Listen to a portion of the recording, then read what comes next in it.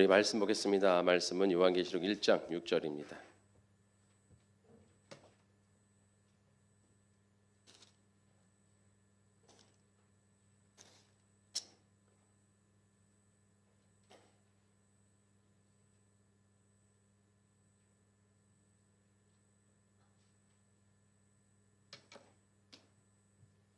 요한계시록 1장 6절 다 같이 읽겠습니다.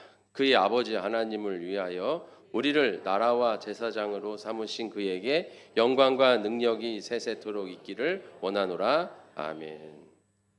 다리를 놓는 사람이라는 말씀으로 우리 같이 은혜 나누도록 하겠습니다. 우리가 2월 한 달 동안에 기도 시리즈 설교를 하고 있는데요. 원래 준비한 건 이제 기도에 대한 부분이에요. 그래서 저번 주에 우리가 기도 응답의 태도, 응답의 원리, yes, no, wait 이 법칙에 대한 이제 성경적 사례에 대해서 같이 은혜를 나누려고 했는데요. 그러면 너무 시간이 길어질 것 같아서 오늘 어떻게 보면 명절 연휴 기간이잖아요. 그래서 제가 좀 다른 설 영절 때나 할 수 있는 설교로 급하게 준비를 다시 했습니다. 그래서 오늘 다리를 놓는 사람. 자, 요한계시록 1장 6절에 보면 하나님을 위하여 우리를 뭐로 삼으셨냐면 나라와 제사장으로 삼으셨다는 것이죠. 우리가 이 말씀을 베드로전서 2장 9절에 보면 나와 있죠. 너희를 택하신 족속이요 왕 같은 제사장이요 거룩한 나라요 하나님의 소유된 백성이다. 이렇게 네 가지의 직분으로 우리를 말씀하고 있는데요. 우리를 나라와 제사장, 즉 제사장으로 세워 주셨다는 것입니다. 그래서 제사장이라는 것은 무엇입니까? 제사장은 하나님과 사람 사이에 이제 있는 중보자 역할을 감당하는 사람이죠. 그러니까 그때 당시에 죄를 지은 사람들이, 죄가 있는 사람들은 하나님 앞에 나아갈 수가 없어요. 그래서 하나님 앞에 나가서 기도도 하고 예배도 드리고 또 소원도 말하고 또 하나님 앞에 제물도 드리고 이렇게 하고 싶어도 그걸 할 수가 없어요. 그래서 하나님께서 제사장을 세우셔서 제사장을 통해서 죄 지은 사람들 대신하여 그 중보의 역할을 감당했던 게 제사장이죠.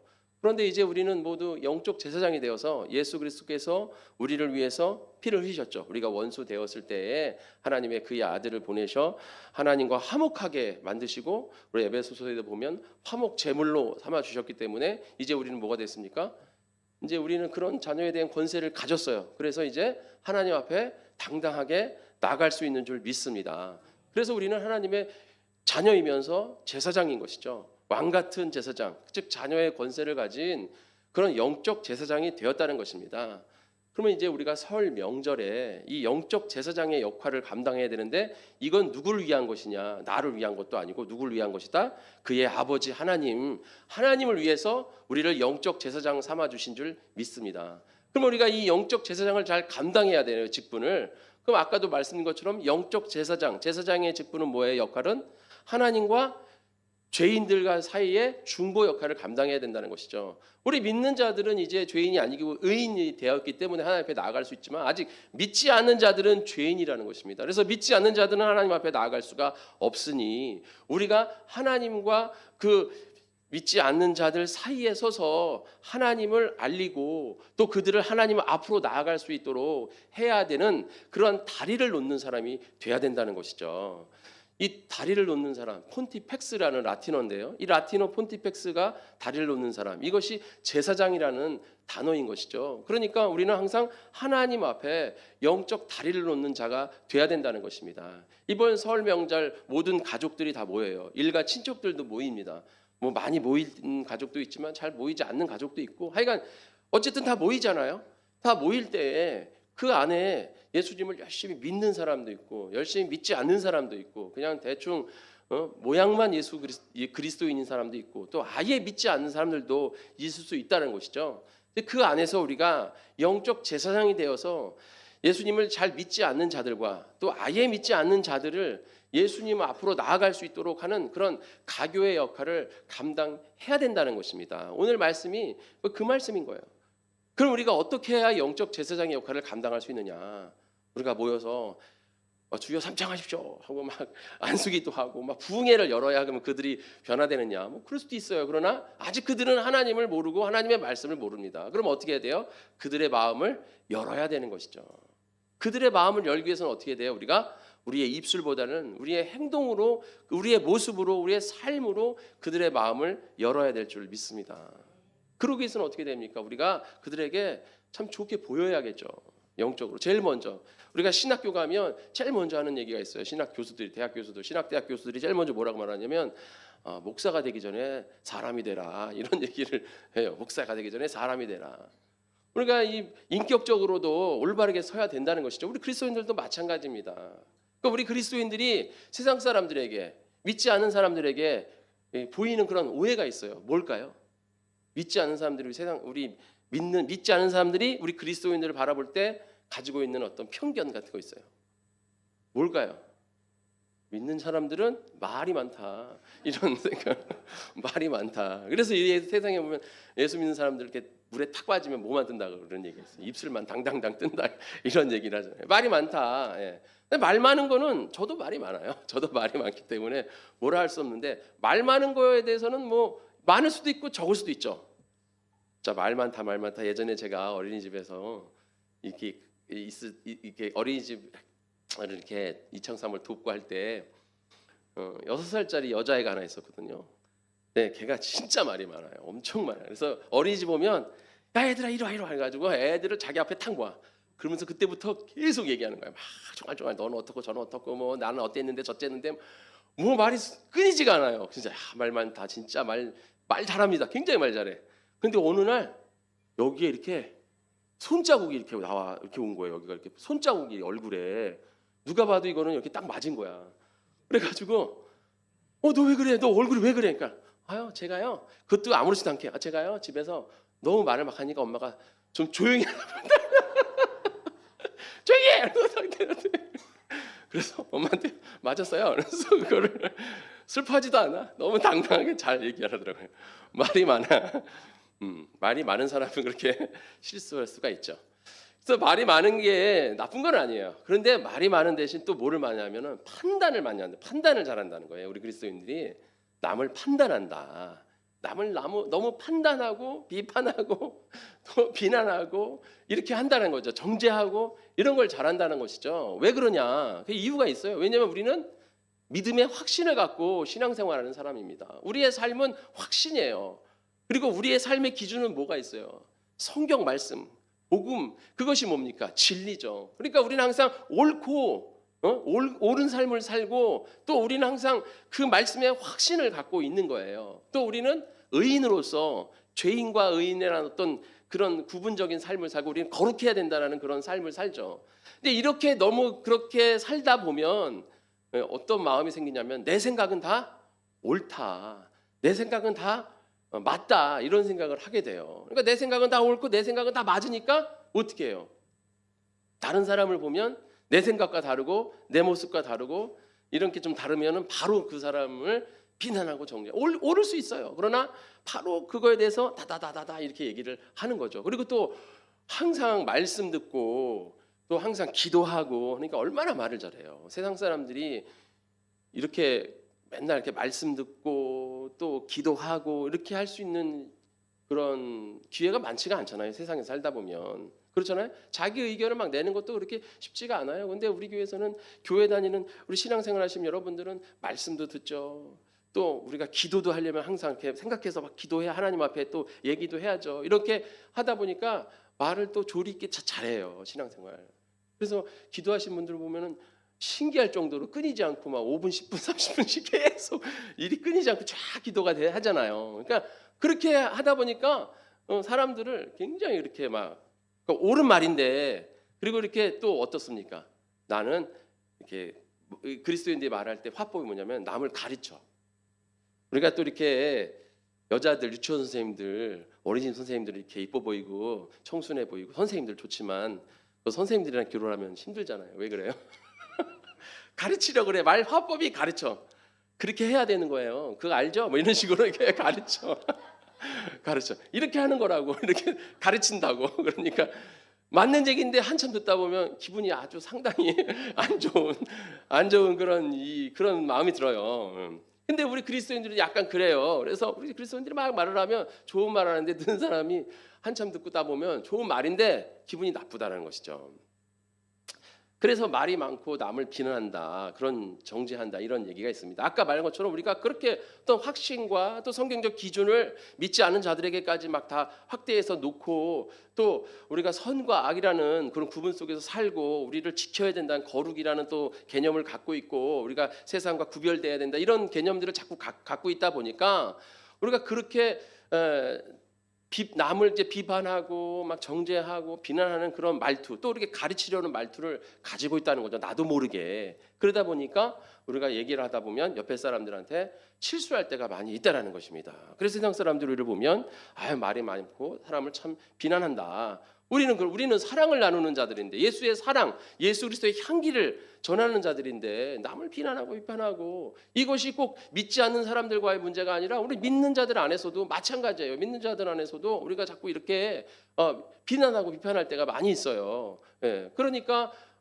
어떻게 됩니까? 우리 서로에게 상처를 갖고 있잖아요. 그래서 내가 교회를 다니면서 이렇게 상처를 받아야 되는가? 이런 생각을 할 때가 있잖아요. 그러게 왜 그렇습니까? 그런 우리의 말투, 우리의 이런 생각들이 그렇게 발현되기 때문에 그렇다는 것이죠. 그렇기 때문에 여러분들이 어떻게 됩니까? 이런 부분들을 좀 조심히 해야겠죠. 또 한 가지 오해를 가지고 있는 게 뭐냐면은 우리가 효사상이 없다, 이런 세상을 해요. 세상 사람들이 우리 그리스도인들이 효사상이 없다, 이런 생각들을 많이 합니다. 왜 그러냐면 세상은 효를 얘기할 때, 우리나라는 특히 유교 문화이기 때문에 조상 중심이에요. 가족이 조상 중심이고, 우리 그리스도인들은 부모 중심입니다.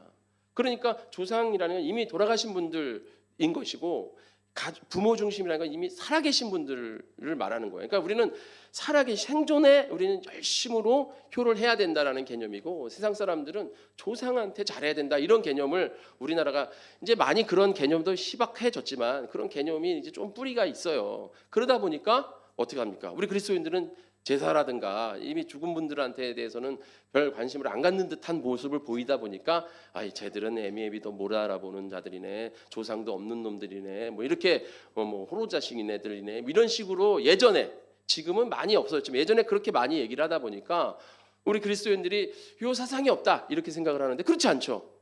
왜냐하면 우리가 10계명을 받으래도 1계명부터 4계명까지는 하나님을 향한 계명이고, 5계명부터 10계명은 인간과 인간 사이의 계명이잖아요.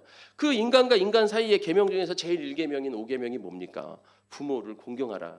그러니까 우리는 부모를 공경하는 것이 우리에겐 인간과 인간 사이에서 가장 먼저 해야 될 부분인 거예요. 그만큼 우리는 효를 중심히 여기는 그러한 교회인 거죠. 그리스도인들은 효를 중요하게 여겨야 돼요. 그런데 이제 그런데도 불구하고 우리가 그렇게 오해를 받게 되고, 또 어떤 오해를, 왜 그런 오해를 받냐면, 무슨 가족 모임이나 명절 때 이렇게 오늘같이 주일날 이렇게 겹치고, 예배와 겹치고 교회 일과 겹치고 이러다 보면 나는 예배 드려야 돼서 나 교회 일 때문에 뭐 이런 식으로 해서 우리가 빠지다 보니까 저들은 가족을 중시 여기지 않는 이기적인 사람들이구나, 이렇게 오해받을 수가 있어요. 그렇지만 우리가 그렇지 않죠. 우리가 그렇게 보일 수 있습니다. 그러나 그 왜 그렇게 보이냐면, 그 분들이 볼 때에도, 믿지 않은 영혼들이 볼 때에도 평상시에는 그렇게 신앙생활 열심히 안 하는 것 같은데, 그렇게 무슨 명절이나 무슨 대소사가 있을 때 뭐 그렇게 핑계를 대고 가버린다는 거예요. 그러니까 평상시 네가 그렇게 열심히 믿었어? 그렇게 믿지도 않은 것 같은데 너나 나나 그리스도인인지 아닌지 그렇게 살다가 갑자기 그런 날은 자기가 그리스도인이라고 막 나대니까는 보기가 싫은 거죠. 그래서 안 입굽지 않다, 이렇게 얘기를 하는 거라는 것입니다. 그러다 보니까 가족을 중시하지 않고 효사상이 없고 이렇게 보일 수 있는 거예요. 그렇기 때문에 우리는 어떻게 해야 됩니까? 어떻게 해야 돼요? 더 열심히 해야죠.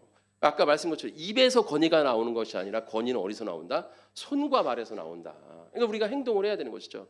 요즘은 제사를 많이 드리지 않지만 예전에는 제사 문화가 굉장히 강력했어가지고, 예전에 저희 예전 교회에서도 막 이런 명절 때 우리 원로 목사님 뭐라 했습니까? 명절 때 승리하세요 막 이러고 그랬잖아요. 왜냐면 그때는 제사 문화 이런 게 강해서. 근데 요즘은 제사 문화, 제사 많이 안 드리잖아요. 믿지 않은 영혼들도, 그죠? 저가 제사 안 드리니까 잘 모르겠는데, X세대 이후에 지금 M세대, Z세대까지 와가지고 이제 다들 지금 공항에 난리가 났잖아요. 공항에 표가 없대요. 다들 힘들다 어렵다 하면서도 외국은 다 나가네. 저는 외국에 한 번도 못 나가봤는데 우리 이창 사모랑 저랑 둘이서는 나가고 싶은 마음도 없어. 나가면 고생하지 않나? 하여간 하여간 그렇게 제사 같은 거 별로 안 드리고 다 이렇게 여행 다니고 막 그렇게 요즘은 많이 하잖아요.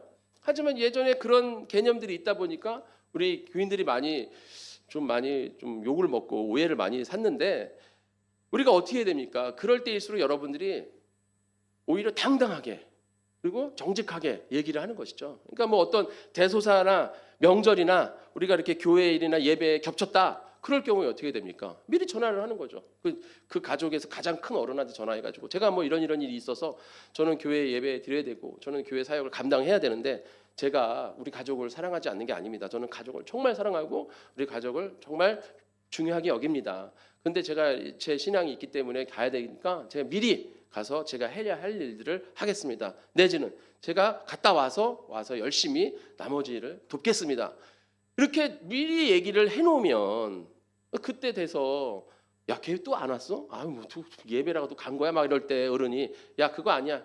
전화했고 이제 열심히 더 한대. 이렇게 얘기가 나오잖아요. 그러니까 미리 막 그걸 숨기고 뭐 그냥 민망하니 가만히 있다 그날 당일날 저 못 가요. 이렇게 하는 것보다 미리 얘기하는 게 좋죠. 그리고 아까 말씀한 것처럼 어떤 뭐 예전에 제사 같은 경우에는 우리가 뭐 할 수는 없었지만 요즘은 제사도 안 드리잖아요. 그러면 이제 가서 집안일, 굳은 일 같은 거 미리 먼저 하는 것이죠. 그래서 뭐 하기 싫어하는 설거지라든가 뭐 청소라든가 뭐 재료 손질이라든가 뭐 이런 거 본인 사람들이 하기 싫어하는 것들을 미리 가서 먼저 열심히 헌신하고 희생할 때 그럴 때 이제 사람들이 뭐라고 생각하겠어요? 역시 믿는 자들은 다르다 이렇게 말할 수 있다라는 것이죠. 우리가 핍박받을 때 핍박받은 세대에 옛날에 우리 그리스도인들이 많이 교회가 핍박받고 그럴 때 나 때문에 핍박받는 게 아니라 누구 때문에 핍박받은 거예요?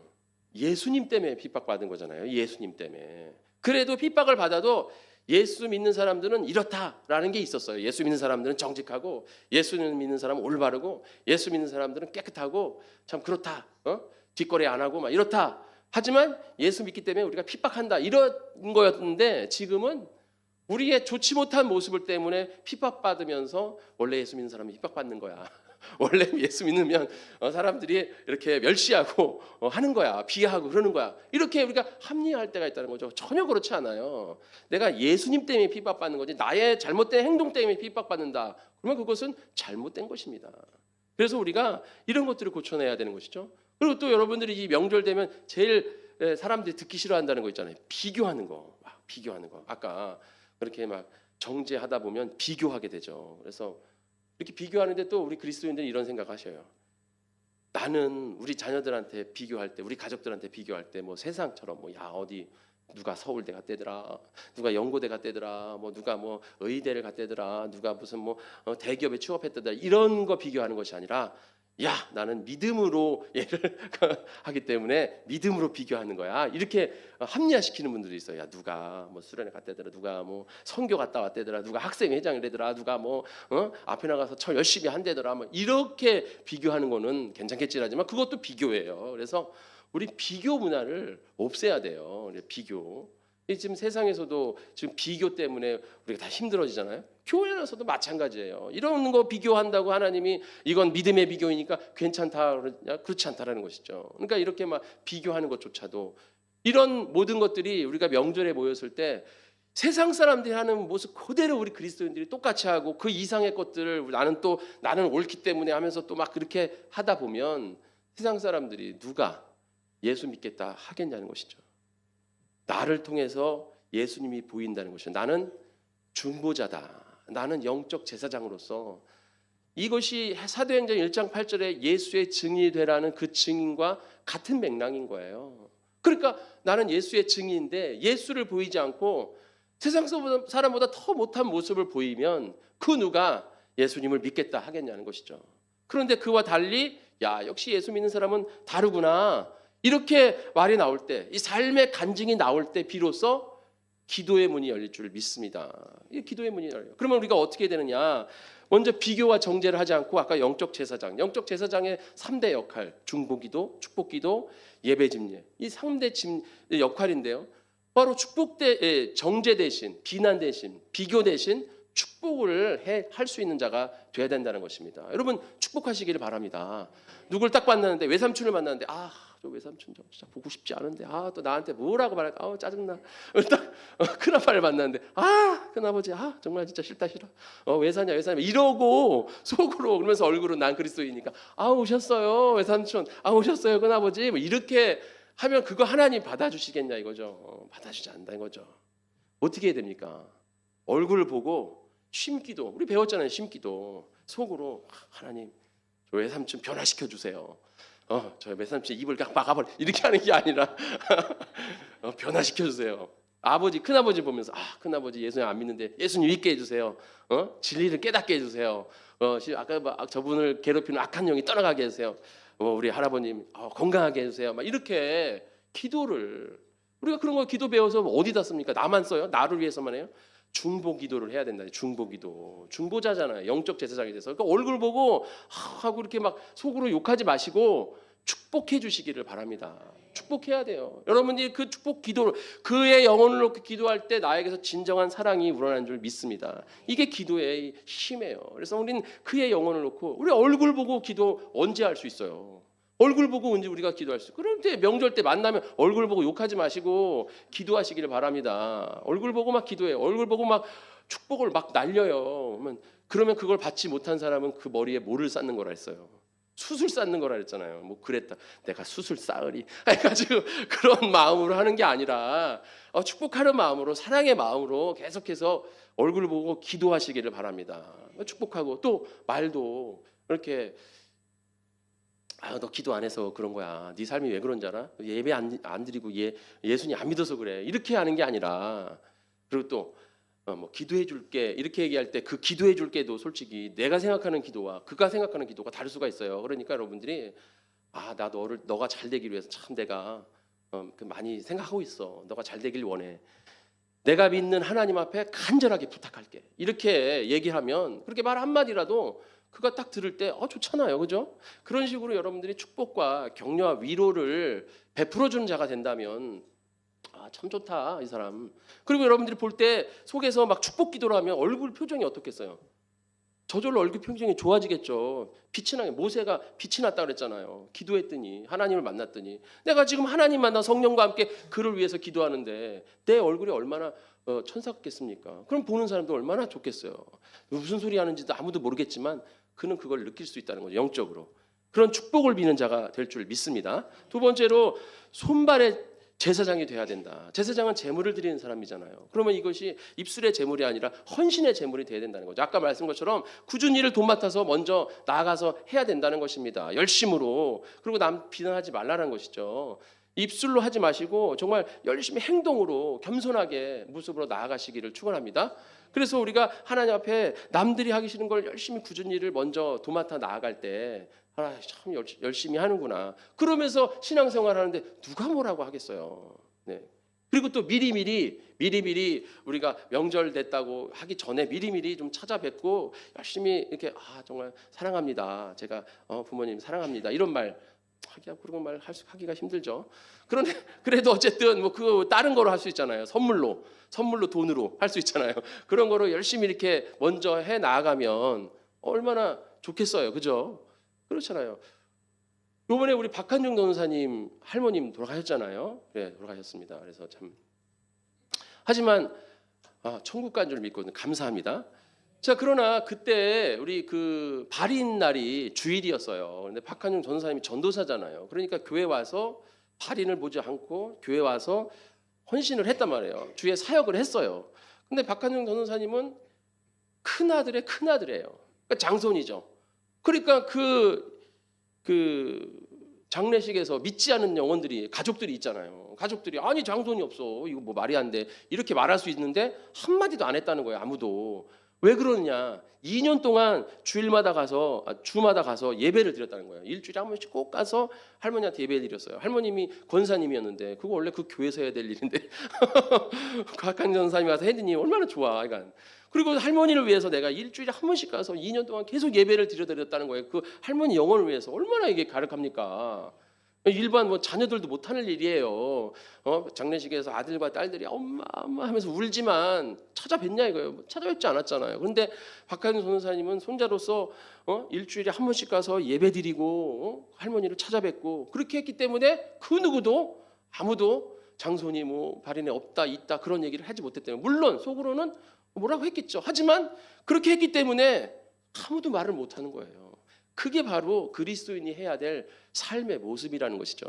그런 모습들을 했을 때 그래서 제가 박한돈한테 정말 정말 잘했다 진짜. 그러니까 그런 식의 모습들을 우리가 보일 때 이게 행함으로 삶을 실천하는 줄 믿습니다. 그리고 마지막으로 인내의 제사장이 돼야 된다. 우리가 이제 이렇게 가족끼리 모이다 보면 꼭 이렇게 좀 성격 좋으신 분들이 야 뭐 예수 믿으면 뭐 예배 드리면 떡이 나오냐 밥이 나오냐 쌀이 나오냐 뭐 요즘은 그런 얘기 잘 안 하겠지만 예전에는 막 그렇게 막 빈정대고 비아냥대고 막 그랬잖아요. 예, 그랬어요. 그럴 때 무슨 소리 하시는 거예요? 무식한 소리 좀 하지 마세요. 막 이런 라든가 예수 이름을 더러운 짓 떠나갈지어다 이렇게 하면 큰일 난다는 것이죠. 죄 지으면 지옥 가요. 이러면 큰일 난다는 거예요. 큰일 난다는 거죠. 그렇게 할 때 우리 어떻게 됩니까? 그렇게 생각하세요. 쌀은 안 나오지만 나에게 하나님의 평강이 있습니다.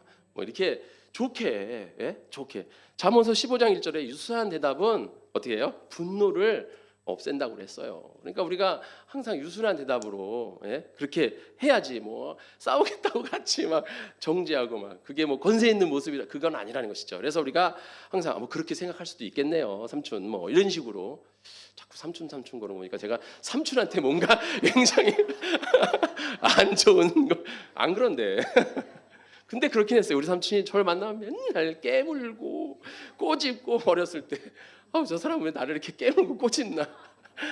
그랬어요. 하여간 그래서 이렇게 입에 달았나? 이거 보시면 안 될 텐데. 하여간 그렇게 이렇게 유순하게 인내하면서 그렇게 우리가 할 때 그것이 제사장의 역할입니다. 제사장은 화목케 하는 자라 그랬어요. 하나님과 사람을 화목케 한. 그래서 예수님께서 직접 오셔서 화목 제물로서 우리를 하나님과 화목케 하신 줄 믿습니다. 우리도 믿지 않은 영혼과 하나님을 화목케 해야 된다는 것이죠. 이것이 바로 다리를 놓는 자의 모습입니다.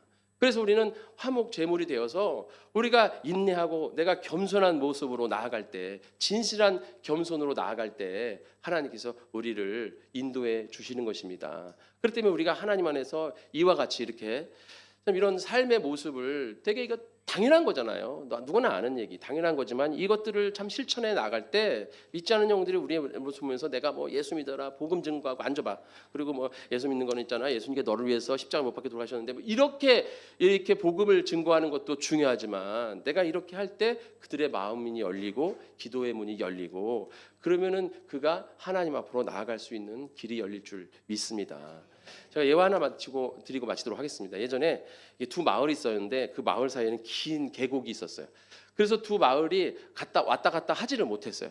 그래도 대신 이들이 서로 이렇게 잘 교류가 없으니까 서로 미워하고 막 이렇게 했어요. 그랬는데 어떤 사람이 그 계곡에다 돌을 던지기 시작했어요. 이렇게 돌을. 그러니까 사람들이 하루, 이틀, 1년, 2년 계속 돌을 던지니까 미쳤다 그런 거예요. 그런데도 그 사람은 계속 노인이 될 때까지 수십 년을 수레로 갔다가 넣고 시간 날 때마다 하나씩 던지고 뭐 이런 식으로 지나갈 때 계속 돌을 몇십 년을 그렇게 수십 년을 하는데 결국에 그 돌무더기가 쌓여서 길이 됐다는 거예요. 그래서 사람들이 그 길을 오다니다 보니까 서로 미워했던 마을 사람들이 하나가 되고 서로 사이좋게 지냈다라는 그런 이야기가 옛날 이야기가 있습니다. 이와 같이 여러분들이 친절의 돌을 던지고 겸손의 돌을 던지고 인내의 돌을 던질 때 그 돌을 밟고 하나님 앞으로 나아가는 자가 될 줄 믿습니다. 그래서 우리는 영적 제사장이 되어서 정말 하나님의 예수의 증인의 역할을 잘 감당하고 믿지 않은 영혼들에게 예수의 향기를 끼치는 우리 성원 침례교회 성도님 되시기를 축원합니다.